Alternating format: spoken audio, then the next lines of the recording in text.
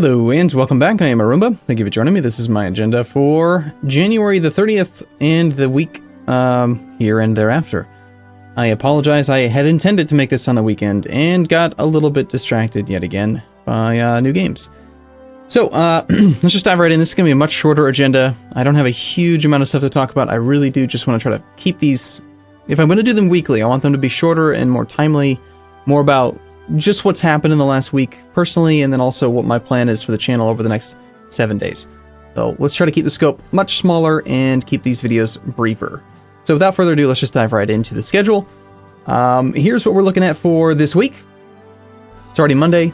I did recently add onto my my spreadsheet some information up here about GMT. I'm going to try whenever possible to translate my schedule into GMT. I feel like over the last 6 months or so, here I go talking about 6 months instead of 1 week, but still, I've like kind of lost sight of the fact that 45% or 50% or so of the people who are subscribed to the channel are from Europe, and I don't know, feels to me like a mistake to always just list things and talk about things in Eastern Standard Time where I live. So not only will it be listed in Eastern Standard Time, but also it will be listed in GMT from now on. Also, you'll find a lot of things like minor changes on the website, for example, or on the Twitch schedule is talking about time zones as far as... right now, I think it's UTC, but we got some complaints about that apparently UTC is not used very often, and it'd be easier to use GMT.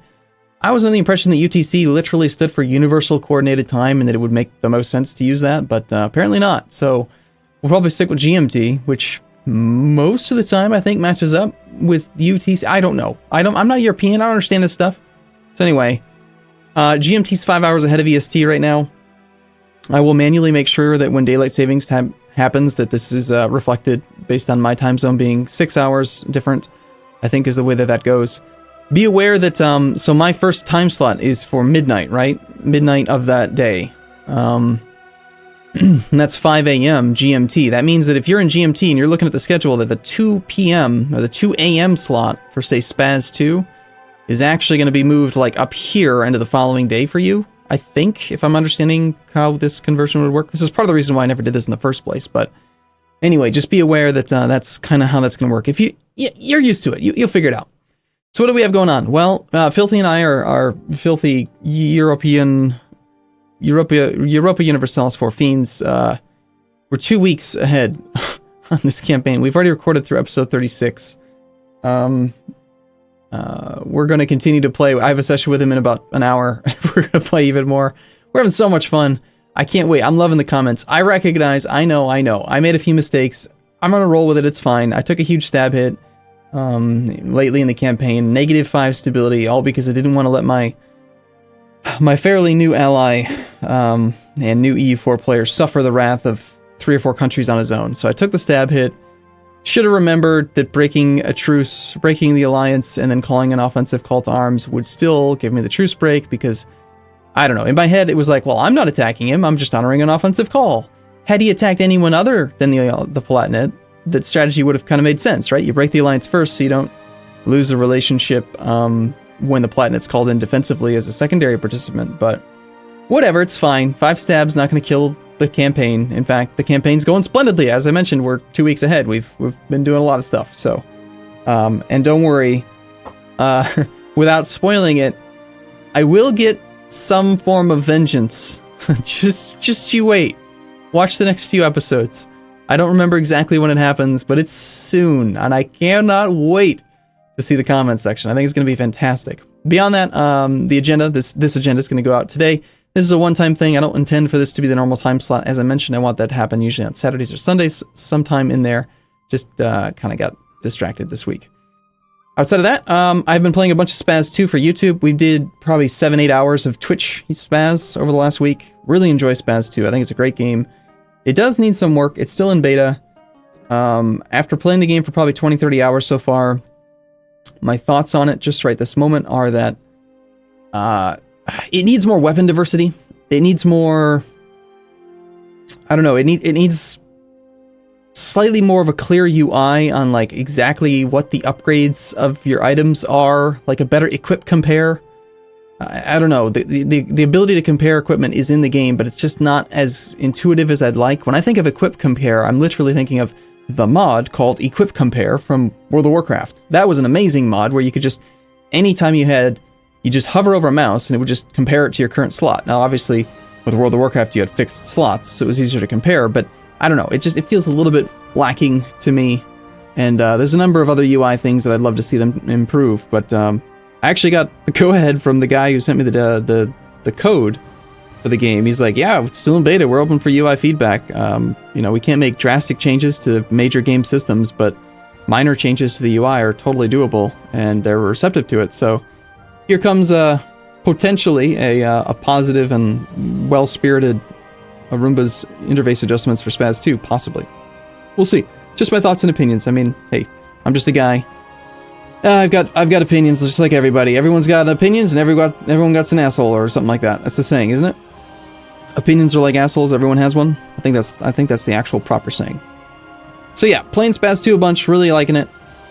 I'm very, very excited. I'm gonna go play some Factorio Patron right now. I've held off playing for over a week because I wanted to get caught up. I wanted you guys to get caught up, and on the weekend here, I just spent a couple hours with the Discord community. I had them come join me in my server in a way, and look around my factory and give me some tips on how to handle this upcoming Angels Petrochem phase. And I'm very, very excited to build out. And now I have a much better plan as far as how I'm gonna get propane, and it's gonna go a lot better, I think now. I know how to use the natural gas that we've built up.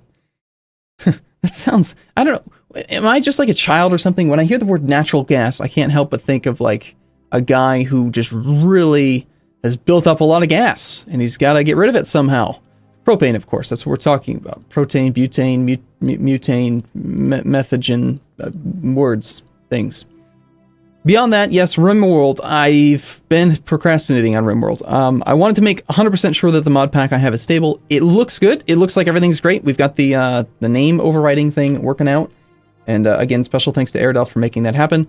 And also, he took the time to review the mod pack and help me get rid of some of the mods that were causing compatible issues and crashes and stuff. So, it's coming. I don't know for sure exactly which one of these slots will be the first one, but it's going to happen. Outside of that, there's nothing. I don't have like a stream schedule listed, but I think that's something I do want to add to the agenda. Tuesday, the stream is moved to noon Eastern. Last week we did it at 2 p.m. Eastern, which I don't know what the GMT would be for that, but it's moved up, right? We're moving it up an extra 2 hours beyond the normal move up for the Tuesday stream. And I think what we're probably going to do moving forward is Tuesday stream is going to be American friendly, Eastern time zone friendly, and then the Thursday streams are going to be European friendly. No, sorry, other way around. These ones are earlier in the day, European friendly. These ones are later in the day, American friendly. So anyway, we're doing the Tuesday stream really early because it's going to be the vanilla Factorio send-off. We're playing 0.14, latest experimental, mass multiplayer, open game. Anyone can join. We're going to play for 5 hours on the stream, and then I'll leave the server open after that for the rest of the night. And we're just going to play vanilla Factorio to our heart's content, launch as much stuff as we can, and I don't know, build as big of a factory as we can in vanilla. And I've sent out some messages to the developers trying to get them to maybe check it out and join me on Skype or something so we can have a little chat about 0.15 and like when to expect it, and see if we can maybe tease out a release date or something. Would be amazing. Maybe they'll even just release 0.15 on Wednesday. That would be fantastic if we could just get them to release it the day after. Because we could just say that, hey, we've played everything there is to play. Give us 0.15, please. That's my plan. So yeah, that's what's going. Getting a lot of positive feedback about Spaz. Getting a lot of positive feedback about Imperial Ideals, despite some mistakes. Filthy is a filthy aggressive animal, and he will not stop trying to attack people that he really shouldn't. But I'm trying to train him, trying to teach him to not be suicidal in the HRE, and just watch the campaign. I think you're really gonna like it. We wouldn't be 2 weeks ahead if we weren't both having a ton of fun. We keep scheduling 3-hour sessions to record, and somehow that's evolved into 4-hour sessions by default. And beyond that, on Thursday, for example, we recorded for like 7 hours. So not only did we record longer than I normally anticipate, but we went like 4 hours beyond it. I mean, it's a bit of a problem. We have some issues. We're both really into the campaign, which is a good sign. I think you'll like it. So without further ado, I'm going to wrap this up here. Keep it under 10 minutes, and we will go from there. Real quick, last thing. I just want to mention a couple things from my personal life last week. Over the weekend, we watched a movie. My family did. We got together. We had a movie night. We watched a movie called Storks. I highly, highly recommend it. Super, super good movie. It was a lot of fun. The kids loved it. I loved it. Really good humor in there. Great for adults. Great for kids. Of course, it's a child's movie, so there's nothing to worry about as far as content goes. It's very safe, very clean movie. Just really a surprisingly good amount of humor, considering it was a kids' movie. I think it's made by DreamWorks, if I'm not mistaken, but it was great. Really liked it. And outside of that, finally got my son. We have this space, right, for the kids to have their computers, and my two oldest children have their own computers. My youngest, he's 3 right now, and I started to realize, like, he doesn't have a computer yet, and it's been bugging me because I feel like you have to treat your kids equally, and I don't like the fact that the other 2 got computers when they were like 2 or 3. Yes, I know, that's really early, but hey, I'm a computer nut, so I figure the sooner they get exposed to them, the better they'll be off 20 years from now when computers rule the world. And they'll be, yeah, so, not that they don't already, but finally decided that the best solution, since we don't have space for a third computer to fit in that area, was to just create a second user account on my oldest son's computer, because, yeah, Sebastian's he's got to get on there. He's got to start playing Minecraft, and he's got to start, clicking on the mouse and pressing keyboard buttons and stuff. Great thing for him, he can read so well. He can read every single letter. He can identify every single number. So when I tell him, like, press the W key, he can already find it. He has no idea how to actually, like, put his hand on the keyboard in any kind of logical way, but he's working. He just started a couple days ago, and he's already moving around in Minecraft very, very poorly. He can look around mostly. He mostly just stands in one place and looks at stuff, and then he digs himself into a hole straight down, because he hasn't learned that lesson yet, and usually falls into some sort of lava, and or he hits bedrock, and then he complains because he can't see anything because it's pitch black, because he doesn't know how to make torches, and he doesn't know how to get out of the hole, because he can't build anything yet. He just digs down.